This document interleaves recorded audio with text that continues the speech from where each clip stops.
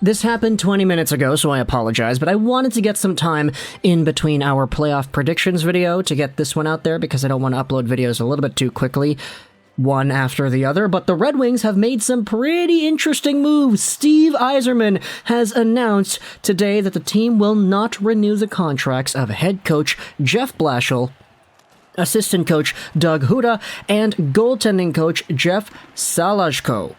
This means that you still have some of the other guys that are on the staff. I believe Alex Tanguay and the video crew, they're still there. You still have some of the other guys that were able to work with some of the players in different ways, but the main dogs, head coach, assistant coach, goaltending coach, all gone, all not renewed, and it's kind of noteworthy how it goes down like this because Jeff Blashill was like one of the longest tenured coaches in the NHL.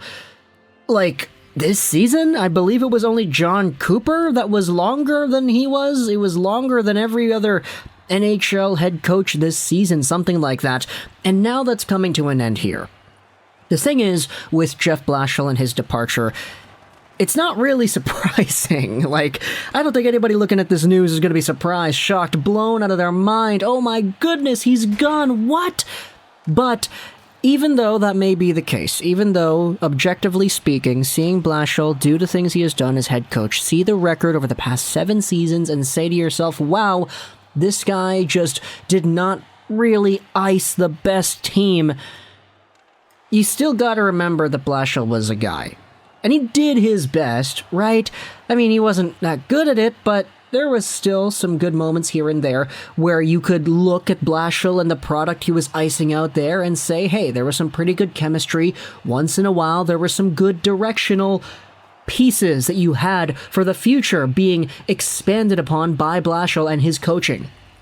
However, it definitely wasn't apparent that Blashill would have been the long-term solution for this team, which is why heading over into the next few seasons, it's going to be really interesting to see the direction that Stevie Y takes the coaching staff, who he decides to hire, and what exactly could be done with these players on the team in terms of the lines, in terms of deployment.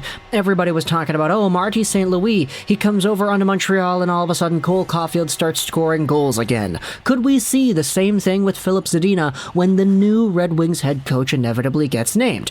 Who really knows? But for now, this is indeed our little update. This is not going to be a long video. Like, we don't need to make this one too long. We all kind of understand that Blashill was here for a really long time. He worked with some pretty bad teams, but at the end of the day, there still was a pretty sizable amount of work that he did do that I think is good enough to go out there and say, thank you, Jeff. Thank you for your service. It just wasn't really that good of a fit, especially heading into the long-term future. I don't really think anybody is going to say that the Red Wings are getting worse by hiring anybody else other than Blashill, but let me know in the comments all your thoughts. Blashill is indeed gone. I hope you enjoyed this video, and bye.